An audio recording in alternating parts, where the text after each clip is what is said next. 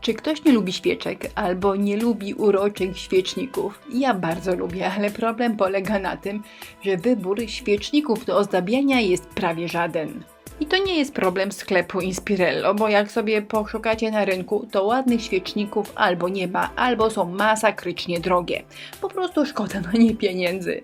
Więc zachodziłam w głowę, co by tutaj zrobić, żeby wyszedł świecznik i żeby dosyć fajnie i uroczo wyglądał. Takich słoiczków w domu to mam kilka zestawów, bo kiedyś kupiłam na zapas, że będę je ozdabiała, bo są fajne i na pewno się przydadzą. I tak na nie patrzyłam i doszłam do wniosku, że z nich można zrobić całkiem fajne, maleńkie świeczniki. Co wy na to?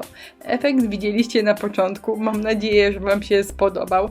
No i można je zrobić w dowolnym klimacie. Wystarczy, że wybierzecie jakieś małe grafiki, które pasują na te słoiczki i właściwie robi się samo.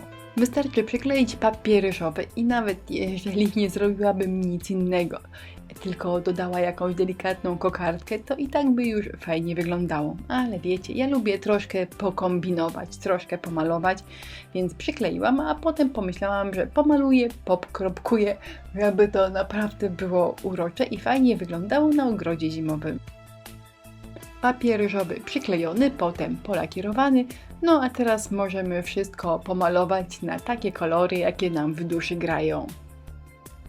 Oczywiście najlepiej, żeby pasowały do kwiatków, więc tutaj tak na bezpiecznie, czyli szary, a potem dodam do tego troszkę czerwonego i wyjdzie takie zgaszone bordo, jakie jest na kwiatkach. Biały słoiczek będzie minimalistyczny, zrobię na nim wyłącznie kropeczki, takie szare, minimalistyczne. No i to jest specjalny pędzel do kropkowania, on ma średnicę 8 mm. Jeżeli robię zestaw, to moja zasada jest taka, że wszystko musi do siebie pasować, ale każda część zestawu jest troszkę inna. Wtedy zestaw wygląda interesująco, nie jest nudny, no bo 3 takie same świeczniki, po co robić 3? Po pierwsze to jest nudne, po drugie wygląda nieciekawie. Więc tutaj jedna część jest w kropki, druga szara, trzecia w takim lekkim bordo, a teraz jeszcze dołożę małe kropeczki i też to zrobię w różny sposób. Zobaczcie, tutaj są takie 3 kropki.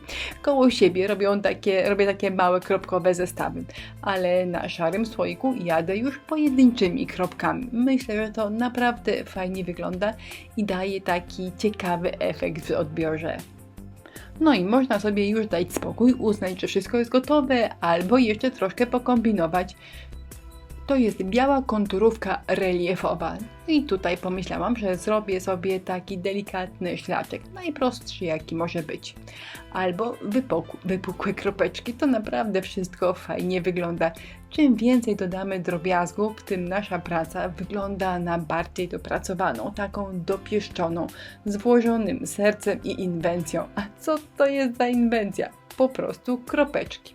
A i jeżeli takie kropeczki wam się zleją, to po prostu gdy zaczyna już konturówka schnąć, bierzecie coś ostrego i robicie między nimi taką przerwę. No i wtedy już wszystko dobrze wygląda, nie widać, że te kropeczki się zlały. A na koniec, żeby wszystko wyglądało słodko, jeszcze jakaś koronka albo dodatkowo kokardka. No myślę, że to ostatecznie fajnie wygląda. Właściwie do samego końca miałam wrażenie, że to wygląda za bardzo słoikowato, ale gdy dodałam świeczki, myślę, że nie jest źle. Zobaczcie, ta wersja nie wygląda, że to są zwykłe słoiki na przyprawy, a ta ostatnia, dopóki świeczek nie ma, wygląda trochę bardzo słoikowato, ale gdy we wszystkich są świeczki, to mam nadzieję, że pomysł wam się spodoba. Taniutki, szybciutki, fajny na lato. Jak zwykle listę artykułów, których używałam, znajdziecie w opisie wideo.